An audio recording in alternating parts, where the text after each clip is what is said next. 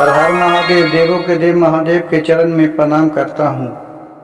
दुर्गा माँ के चरण में प्रणाम करता हूँ। सरस्वती माँ के चरण में प्रणाम करता हूँ। गणेश भगवान के चरण में प्रणाम करता हूँ।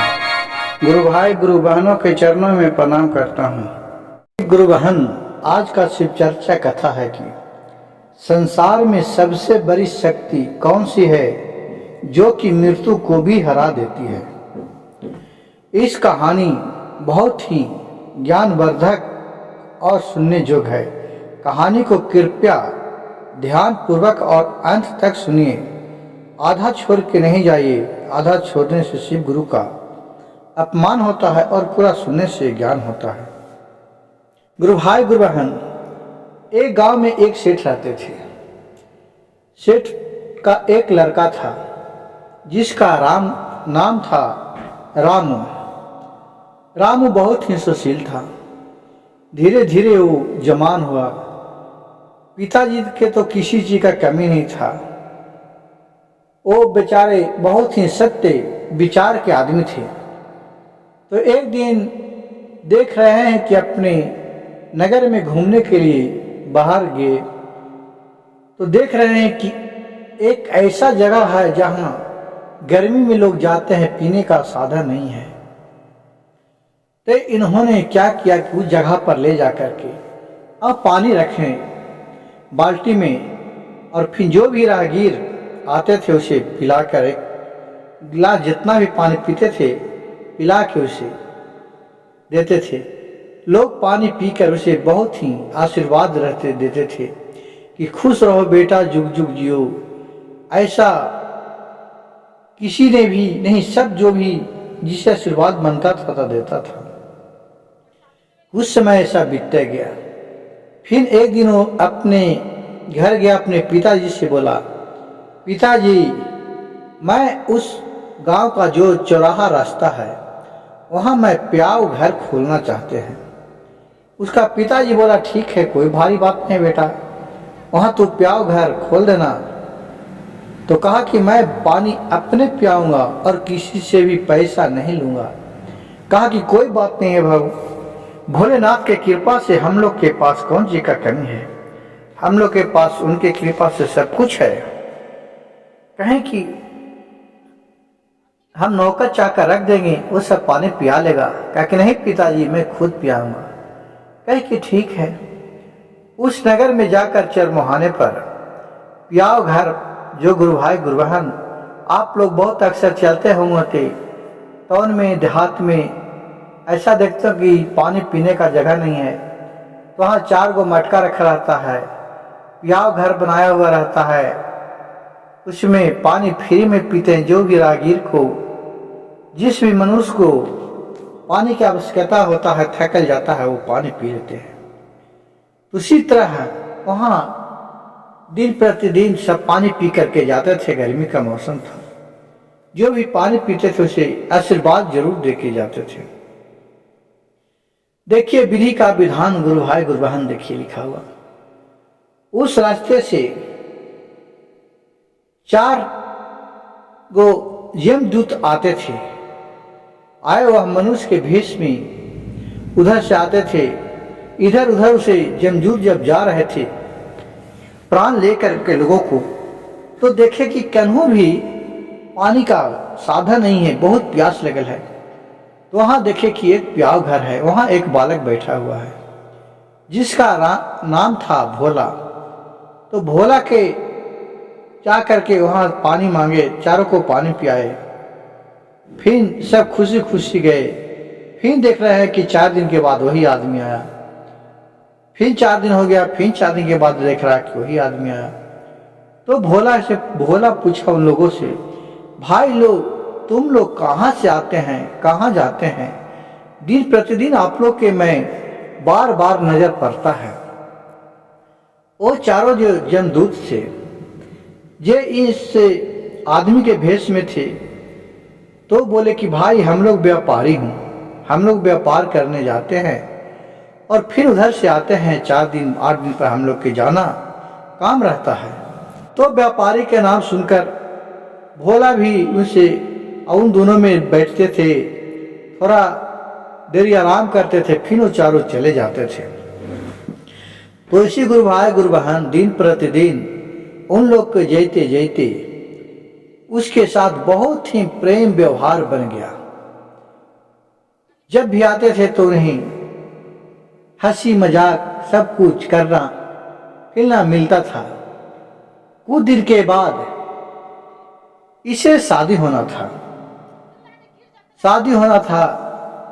तो कहा कि भाई इसका भोला के शादी होना था, तो कहा कि भैया आप लोग भी मेरे शादी में जरूर आइएगा। कहे कि हाँ आप बुलाइएगा, भला नहीं आऊँगा, ऐसा होने के बात है, आप बुलाइएगा जरूर मैं आऊँगा। तो भोला चारों को भी निमंत्रण दिया। वो शादी के दिन अपना सभी को योग आए। शादी में वहाँ अच्छा तरी हो गया। फिर चारों जमजुत गया, तब तो वहाँ से आया। वहाँ जो जमराज भगवान थे उनका अपना पत्रा में देखे वही भोला की मृत्यु लिखा हुआ था कि 48 घंटे में उसका प्राण यहाँ लाया जाए। यही विधि का विधान लिखा हुआ था। अब वहां से वो चारों आया जमदूत इसके पास। अब इससे इतना गुरु भाई गुरु बहन दिल मिल गया था कि जिसका किसी तरह का कहना नहीं है। अब दोस्त है तो अपने दोस्त को कैसे प्राण ले, इस चक्कर में चारों बैठे रहे। और बहुत ही छोटा वाला था जिससे सबसे ज्यादा उसे हिल मिल गया था। ये चारों उन लोग अपने में कुछ बातचीत करे, कैसे ले जाऊं इसका प्राण, कैसे करूं, सब अपने में कहे। और फिर भोला पूछते तो उन लोग कुछ नहीं बता, कहे नहीं दोस्त हम लोग अपने में आपस में बात करें इससे। फिर इतने बात करते करते देखिए अब लगे कि उनका बात भी मानना है, उनका जो यमराज भगवान है उनका बात भी मानना है। अगर नहीं इसका प्राण ले जाते हैं तो ये विधि का विधान लिखा हुआ ऊपर अलग हो जाता है, अनर्थ होगा। इनको ले भी जाना इसका प्राण, लेकिन हम कैसे ले जाऊं। और बहुत रोने लगा छोटा वाला था ये। इस पर भोला उसे उठा करके चुप किया। कहा हे मेरे प्यारे दोस्त क्यों आप रो रहे हो। कहा क्या कहूं भाई, ऐसा है कि हमें कहा भी नहीं जाता है। कहा क्या तकलीफ है, सर्दी खांसी बुखार दर्द क्या है बोलो, मैं वैद्य को बुला देता हूं। तो छोटे वाला जो यमदूत थे वो बोले कि नहीं मेरा जर है, नहीं बुखार है, कुछ भी नहीं है। मैं क्या कहूं, कहता हूं तो कहल नहीं जाता है, अब कहल बिना रहल नहीं जाता है। गुरु भाई कहावत में है कि कहवो तक कहलो न जाओ, कहलो बिना रहलो न जाओ।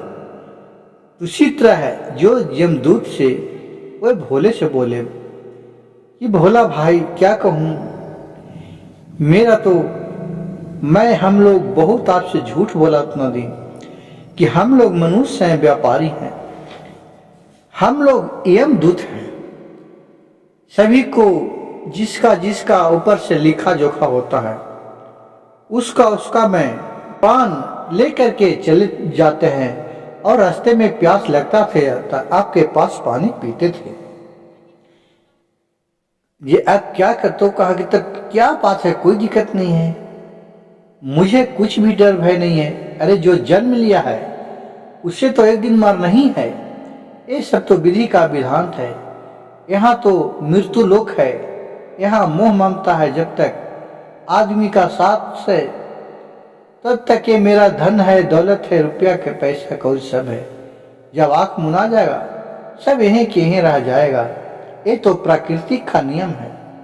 कहा लेकिन आपसे इतना हमें बन गया कि हम आपका ही प्राण लेने का आदेश मिला है, मैं कैसे लूं, कैसे लूंगा। कहा मेरे प्राण ठीक है, चलिए कम से कम एक बार आप मोहलत दीजिए, चलिए हमारे घर, आप कहाँ पर हमको प्राण लीजिएगा जब बता दीजिए। कहें कि आप अपने सिरी पर मैं नाग बन के रहूंगा और मैं आपको डांस लूंगा और ये दोनों तीनों आपका प्राण लेकर के चले जाएगा। कहा ठीक है, चलिए आप डस लीजिएगा, मैं चलते हैं, थोड़ा अपने बीवी से खाना वाना खा लेते हैं। तो वो चारों वहां से चल दिए और राजा के महल में पहुंच गए। उस दिन उसका पत्नी शादी नए नए तो होके आया था, 56 प्रकार के भोजन बनाई थी। वो सब खाने के लिए देने के लिए जा रहे थे। वो सब देखे कि चारों दोस्त बैठल हैं, तो बेचारी जो कन्या थी उसकी, भोला के पत्नी, वहां नहीं गई और दरवाजे पर मुड़ गई। तो देख रहे कि चारों बतिया रहे, ये बैठ के सुन रहे हैं। ये सारी बात उन लोग के सुन लिया। वो छोटा वाला बोला कि तुम्हें मैं कैसे डसूंगा दोस्त, मैं तुम्हें कैसे मारूंगा। कहा कि ठीक है, हमारे पत्नी ऊपर है, मैं जाऊंगा ऊपर से उतरूंगा, तो तू हमें डस लेना। ये सब बात कर ही रहा था। गुरु भाई गुरु बहन, देखिए कि भोले बाबा का लीला अगम अपार होता है। उसे कोई भी नहीं जानता है कि किस रूप में कहाँ कौन सा हमें पूर्ण प्रताप किसका मिलता है। उस गांव में गुरु भाई गुरु बहन देखिए कि एक औरत थी, उसका पति देहांत हो गए थे, मृत्यु लोक को प्राप्त हो गए थे। लेकिन जब मृत्यु को प्राप्त हो गए थे, उस समय उसका पत्नी का 2 महीना का गर्भवती रह गई थी। तो उसी दिन उस औरत का बच्चा पैदा लिया। वो बेचारी बहुत गरीब था, उसका माँ बाप। लेकिन गुरु भाई गुरु बहन, चाहे जो भी रहे, जब पत्नी का कोई भी नहीं रहता है तो अपने मायके में ही बास लेती है, कहाँ रहेगी। अपने मायके में चली गई थी। मायके वाला भी बहुत गरीब थे, कुछ मांग के लाते थे, खाते थे, पीते थे, उसी को खिलाते थे। वो दिन बच्चे हुआ, दिन भर तो नहीं, 12 जब रात बजा तो बोल रहे हैं कि हे माँ, हमें बहुत कष्ट की भूख लगा है। जब औरत का प्रसौती हो जाता है, जब गुरु भाई गुरु बहन, उसके बाद जब उसको भूख लगता है तो लगता है कि क्या चीज खाऊं। तो पूरा भूख से देखिए छटपटाने लगी। कहा कि खाने के लो दो, खाने के दो माँ, खाने के दो पिताजी।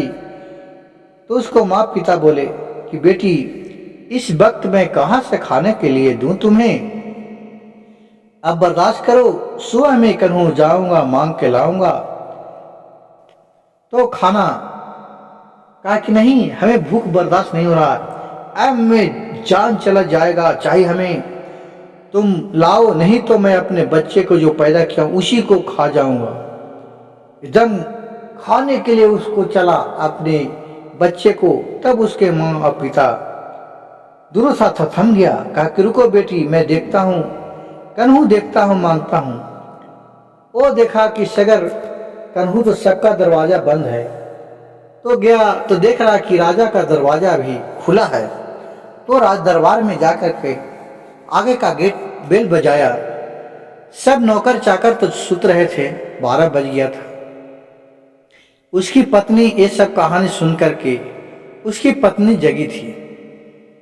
तो दरवाजे पर आई नई नवेली बहू थी। बोली कि हाँ बोलिए क्या हुआ। कहा कि क्या कहे बहू, कन्या हमारे बेटी का बच्चा। वो सारी कहानी वृतांत कह के सुना दिया। तो फिर वहां से कहा कि हमारे कुछ खाने के लिए दे दो बेटी के। कहा कि ठीक है, रुकिए लेके आता हूं। अंदर गया, 56 प्रकार का भोजन बना हुआ था। वो अपने पति को खिलाने के लिए और दोस्त के लिए बनाया था। कहा कि अब जब मेरे पति ही नहीं रहेंगे और मेरे पति को प्राण लेने के लिए आया है, हम कहेंगे 56 प्रकार का भोजन परस के उसको दे दिया। वो गया और खाना खाया। खाना खा के वो जो औरत थी वो कहा, इतना अच्छा खाना कौन दिया, हे प्रभु, हे भोलेनाथ, उसे जन्मों जन्म तक सौभाग्यवती रखे, उसे सौभाग्यवती का वरदान दे दिया। देखिए गुरु भाई गुरु बहन, चाहे गरीब हो अमीर हो, कब किसका आह लगता है उसका कोई नहीं जानता है। उसी तरह ये भोलेनाथ के नाम लेकर के दुआ दिया कि हे भोलेनाथ, उसे सुहागवती का वरदान दिया। अब भोलेनाथ को यहाँ नजर खुला कि ये तो आज मरने वाला है तुरंत 10 मिनट में, अब क्या करूं। तो अब भोलेनाथ भेजे अपने कवच उसके ऊपर डाल दिए, भोला के ऊपर।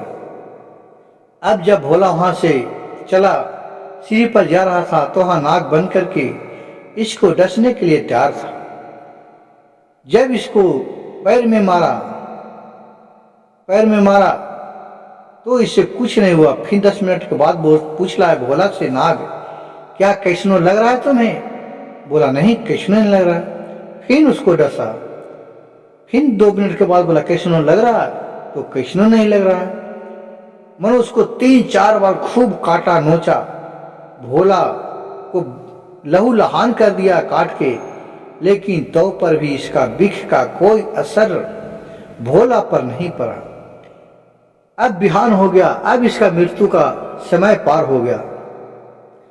अब यहां से वो अपने तीनों जो देवदूत था वो चला गया दूत यमराज के पास। बोले हे प्रभु, हमने तो उसे डस नहीं पाया, कितनों भी उसे डसा, लहू लहान कर दिया, लेकिन हमारा कुछ भी असर नहीं पड़ा। कहा कि ऐसा कैसे हो सकता है, ये तो विधि का विधान है, इसका तो मृत्यु लिखा था, कैसे नहीं मृत्यु हुआ। वो वहां से यमराज भगवान उठ के और चले गए भोलेनाथ के पास और बोले हे भोलेनाथ, बम बम भोले, मैं तो अब अपना नौकरी छोड़ दूंगा।